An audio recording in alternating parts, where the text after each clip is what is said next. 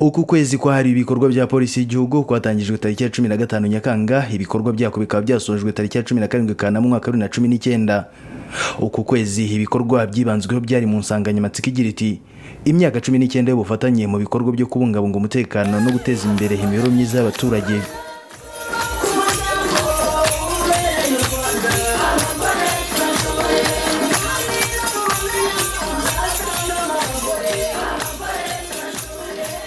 Imutete mu karere ka Gicumbi mu majyaruguru y'u Rwanda niho Kayonga Semkizi n'umufasha we Mukantaganzwa Annonciata bubakiwe inzu yuzuje ibyangombwa byose hirimo ibikoresho byose byiyongeraho amashanyarazi, amazi, ubwiherero ndetse n'ikiraro kirimo inka nayo yarasanzwe yarorojwe. Amarangamutima y'aba bombi haragaragazwa n'akanyamuneza ko kuba bakuwe mu icumbi bari bamaze mu mwaka, kuko inzu bahoranye yari yarasenyutse bakabura ubushobozi bwo kwiyubakira indi.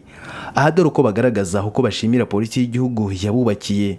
Nitwa Annonciata Mukantaganzwa, ndavukiye Uganda, ntabwo navukiye mu Rwanda. Naje gutaha mu mwaka wa 87. Ngeze mu Rwanda nagiye mu buzima bubi. Igihe kiragera intambara iratera. Iteye ubuzima nagiyemo ni bubi cyane bwa jenoside. Igihe kigeze irangiye nabakomeje mu buzima bubi. Nasaba ikintu nkasa nk'uburira mu myanya y'intoki, nkomeza ubuzima bubi. Noneho igihe kigeze ndavuga ntari kubu nacumuye iki ku Mana, kuki nge mbona abandi bamererwa neza nge nkamererwa nabi. Uwo nteyeho akambwira nabi, mba mu buzima bubi. Ejo bundi nko hashize nk'imyaka 10 bampa inzu irangwira nihuse. Inzu irangwira, imaze kungwira umukuru w'umurenge yaje kuyinkuramo anzana mu icumbi. Ngeze mu icumbi mba mu buzima bubi, ntawe ntakira ntawe mbwira. Hanyuma igihe kigeze nyirinzu arayisenya, ayinsenyeraho nyirimo, ibinonko bikagwa, ibintu byose bikangwira, mbura umwenda wo nambara, mbura n'ikintu namara ku isi. Numva ko nta kintu nshingiye kuri ibyo. Ejo bundi haza umuhungu, ngeze ku ndunduro no kwiheba no kwiyahura byaba birimo. Noneho ubwo haza umuhungu adusanga mu rugo, mpinguye n'inzara nyinshi. Ahageze arambaza ati niko ni ati uyu musaza ntuwawe nti ubuzima murimo nubu, ubuzima murimo nubu nti nubu, none se ubu mubaho gute? Ntitubaho gutya. Ati subu ni hari ikibanza mwabona babubakiramo? N'ikibanza ntago tukibona. Ati se kubera iki batabaguriye ikibanza kugira ngo babubakire? Ubwo icyakozwe n'iki? Umuhungu yatwijeje ibitangaza pe, ariko nuba bigezeho. Ndashimira Imana kuba nkiriho. Umuhungu yaraje aratubwira ati kugeza ubu mwicare, mbahaye iminsi 30 kuba mbavanye muri ubu buvuma bw'ububohe murimo. Kuko umuhungu yaragiye. Uburyo yashatsemo ikibanza ntabwo mbuzi. Amaze kugishaka, akora ku murenge, no mukozi w'umurenge. Nuko aratubwira ati mwihangane ubuzima mbasanzemo buteye isoni, sinari nzi ko umunyarwanda ameraho gutya. Tuti nta kibazo, tutubwo ni nkuko bisanzwe, ni nkuko basanzwe badukora. Twihuse rero uyu munsi mwakiriye mute kuba mwahawe? None ubwo nyine urumva ko naringeze aho ngaho. Nuko ubwo noneho nge naje hano, batuzana hano. Tuhageze dusanga ikibanza kigezemo, inzu igezemo hagati. Nuko tubara bitwereka mu byakiriye gute? Tuti turishimye. Nta kibazo mufite? Tuti nta kibazo. Muzahemera? Tuti nta kibazo rwose tuzahemera. Nuko tubaho gutyo. Ubwo tubyakiriye neza ku bushobozi bwa leta, namwe polisi nta kuntu mutagize. Imana ibahumugisha amashyi n'ayandi. Polisi y'u Rwanda urayifata ite rero? Ndayifata nyifatiye iburyo. Polisi y'u Rwanda nihingejeje ahangaha, kuko buri gihe nayihasangaga n'abayobozi babaga bahari, ariko polisi cyane cyane niyo nahasangaga. Murakoze. Izina ryanjye ni Kayonga, irindi rya kabiri ni rya Semkizi. Kavukire ni Mutete. Ubu rero ukuntu nabyakiriye nari mu buzima bubi, ubuzima bubi ariko bubi rwose, kuva mbega jenoside ivuyemo ntabwo nigeze kugira umutekano, nakomeje kubabara, ndababara, yansigiye ibikomere, uru rubavu rwose ntabwo rukora, mbega ndi kajuriti. wari utuye mu hehe mu nzu imeze mbese wabaga imibereho yawe imeze? Imibereho yanjye bari bamfashije banyubakira inzu, ejo bundi iragwa iguye, cyakora baramfashije nabwo baraza barancumbikira, ubu nari maze umwaka wose aho nari ncumbitse. Ariko urumva nawe kuba mu icumbi nta buzima nari mfite bwagaragaraga ngo ndi umuntu, nakubitiragaho yuko ndaye ikimuga, nakubitiraho no kuba mu icumbi no kuba inshike, numva ko ibyo bibazo byose byari bimpuriyeho, nari mbabaye ku buryo buhagije. None rero ubu nishimye cyane, nishimye rwose kubona nanjye mvuye mu icumbi nkaba mbonye inzu yanjye, rwose ubu nabashimye cyane, nabashimye ku buryo buhagije. Mbega ubu buzima bwanjye bwose ndumva nabaye nk'umusore rwose. Polisi rero ikintu nayishimiye, narebye iyi nzu ukuntu yubatse, natekereza ahantu nabaga, rwose byanshimishije cyane. Iyo nari ifite yari yubatswe n'ibiti, nta n'umwaka washize yahise igwa, ariko iyi ngiyi yubatswe n'amatafari ahiye, iriho sima, iriho inzugi za mitariki, ni inzu rwose ikomeye, mbega nayishimiye cyane rwose. Polisi y'igihugu ivuga ko yatanze amashanyarazi akomoka ku mirasire y'izuba mu ngo 3,000 hamwe n'ubwishingizi bw'ubuzima ku baturage 3,000. Muri uku kwezi kandi abapolisi barenga 1,000 ngo batanze amaraso yo gufasha indembe, ndetse hanakorwa ubukangurambaga bwo kurwanya ibiyobyabwenge, ihohoterwa n'inda ziterwa abangavu, kubungabunga ibidukikije n'umutekano wo mu muhanda. Ni ibikorwa byari bikubiye mu byumweru 4 bigize ukwezi kose. Umuyobozi mukuru wa polisi y'u Rwanda IGP Dani Munyuza avuga ko kugira ngo ibikorwa nk'ibi bibashe kugerwaho babikesha ubufatanye haba ku nzego z'ubuyobozi bwite ndetse n'abaturage. Mu bindi umuyobozi yavuze byibanza hanini ku kuyibutsa abaturage batuye mu turere duhana imbibi n'ibihugu by'abaturanyi nka Gicumbi, Burera ndetse na Nyagatare bihana imbibi n'Ubugande gukomeza kwirinda no kurwanya ibiyobyabwenge kuko abikoresheje nta terambere yagira. Babwiye ko ari umunsi dusoza ibikorwa bimaze ukwezi bikorwa na polisi y'igihugu ifatanyije n'abaturage, ibikorwa mu rwego rw'iterambere. Ni umusanzu polisi itanga buri mwaka mu bikorwa by'iterambere ry'igihugu cyacu n'imibereho myiza y'abaturage. Ukwezi dushoje, igikorwa twashoje uyu munsi ni igikorwa mu by'ukuri polisi itari kugeraho yonyine, idafatanyije n'abayobozi b'intara, governors, n'abayobozi b'uturere, abayobozi b'imirenge, ariko cyane cyane n'abaturage. Iyo polisi y'igihugu ifite gahunda igafatanya n'abayobozi b'inzego z'ibanze, igafatanya n'abaturage, icyo gikorwa kigerwaho neza ku buryo umuntu yavuga ko nta gikorwa twahagurukira, hari igikorwa kigendanye n'umutekano w'igihugu cyacu, hari igikorwa kigendanye no kurwanya ibyaha, hari igikorwa cy'iterambere, dufatanyije n'abaturage byose tubigeraho kandi tukabigeraho neza nk'uko biba byateguwe. Mwarakoze rero, turakomeza gushimira ubufatanye polisi ifitanye n'abaturage mu bikorwa byose duhuriraho. Mwarakoze cyane.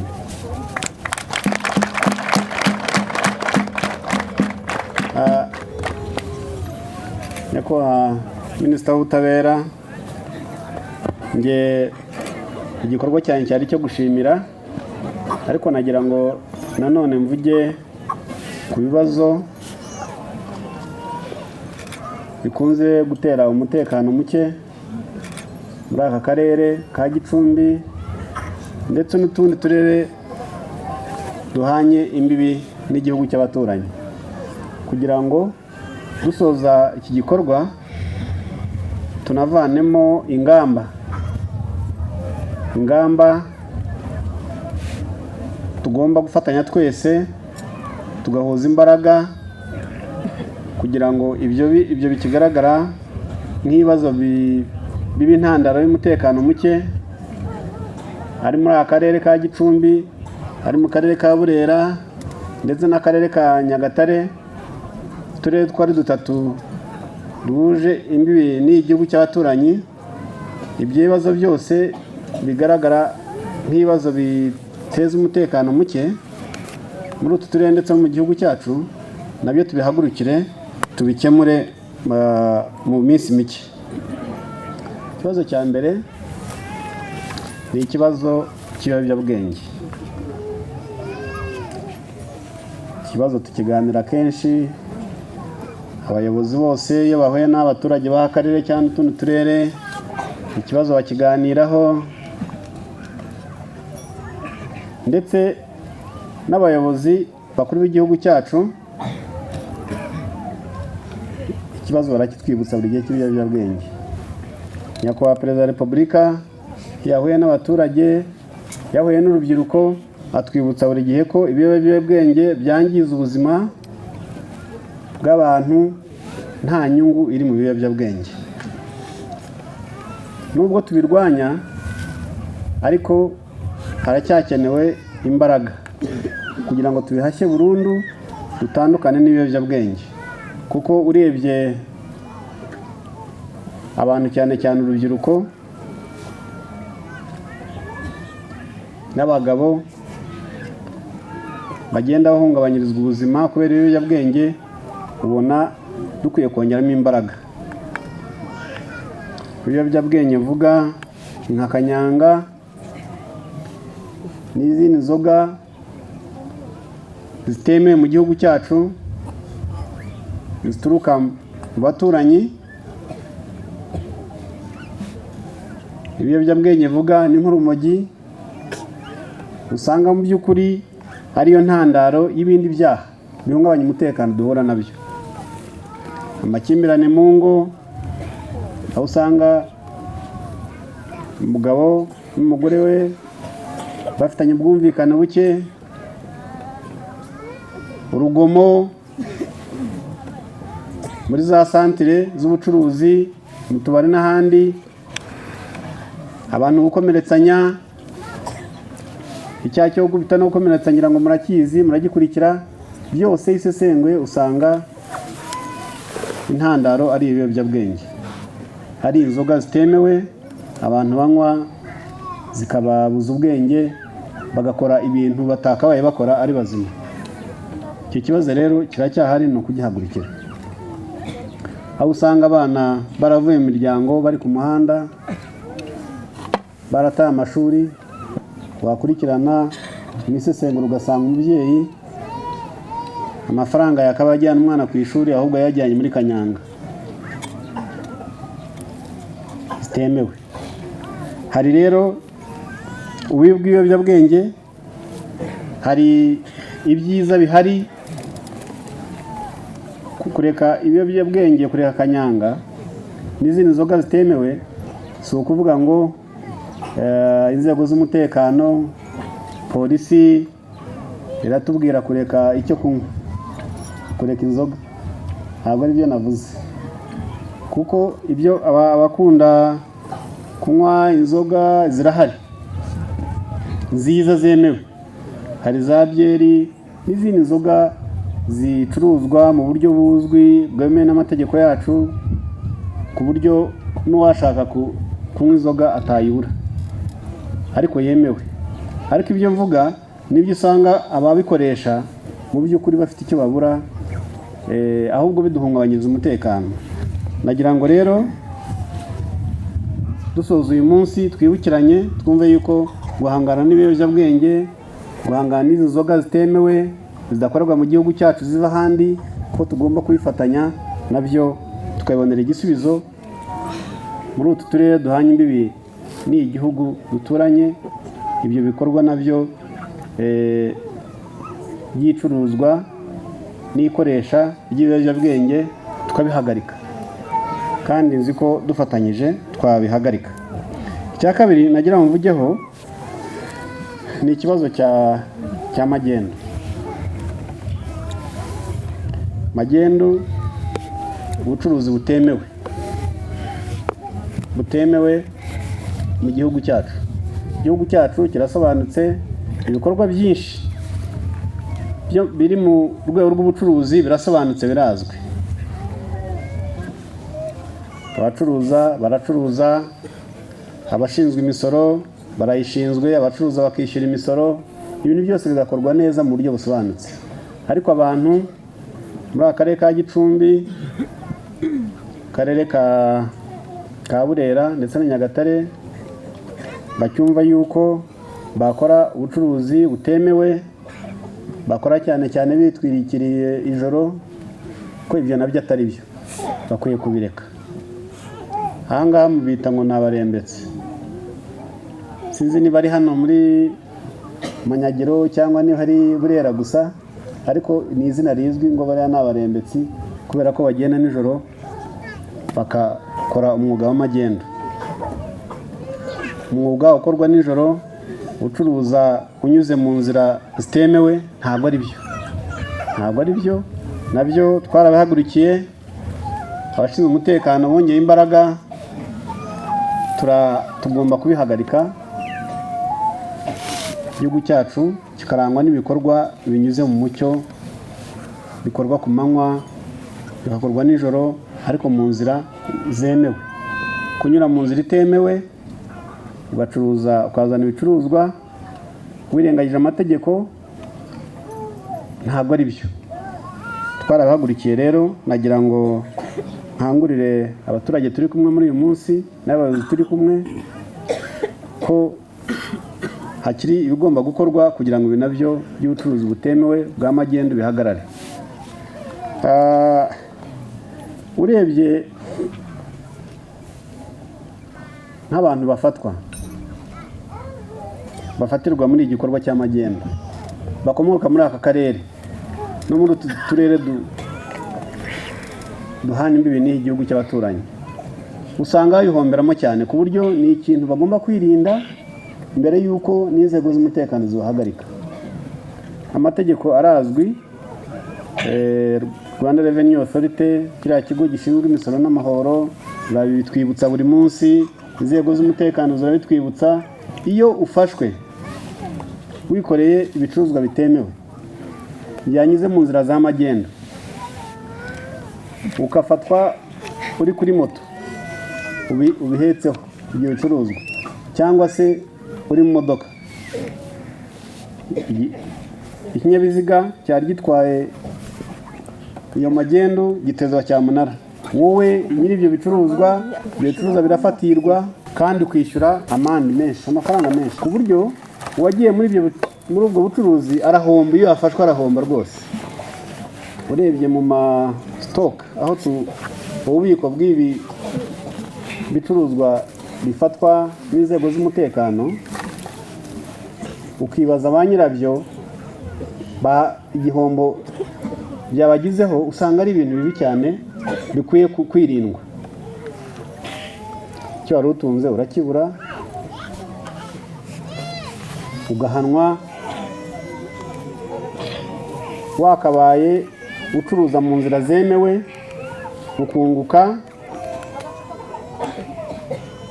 ukungura n'umuryango wawe, ukungura n'igihugu cyawe, kandi wakoze ubucuruzi bwemewe. Minisitiri w'ubutabera hakaba n'intumwa ya leta Johnson Businge havuga ko umunsi w'isozwa ry'ukwezi kwari ibikorwa bya polisi y'igihugu ngo wari ukwiye kubaho umunsi wo gutuma abaturage bifatira ibyemezo.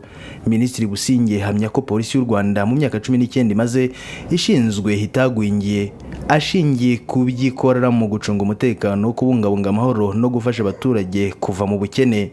Ibi bikorwa rero abaturage mureba ni ibikorwa polisi ikora atari uko ifite amafaranga yo kubikora menshi, ahubwo ifite indangagaciro n'icyerekezo, igatekereza ko byakorwa, noneho igitekerezo kizima hakaboneka ubushobozi bwo kugishyira mu bikorwa.